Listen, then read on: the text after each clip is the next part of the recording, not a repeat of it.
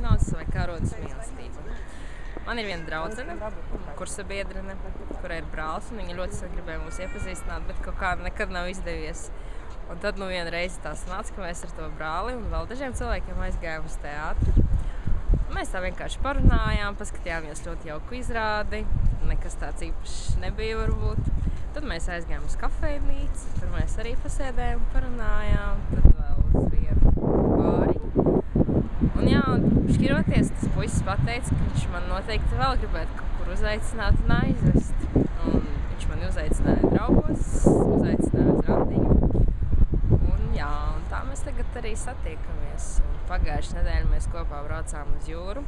Bija ļoti skaisti, mēs pastaigājāmies gar jūrmalu un skatījāmies, kā saule riet, un dzērām tēju, un viss bija ļoti jauki tajā brīdī, jā.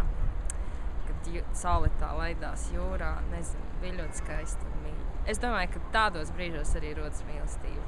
Arī no visas tās tuvības, no tādiem jaukiem vārdiem, skūpstiem.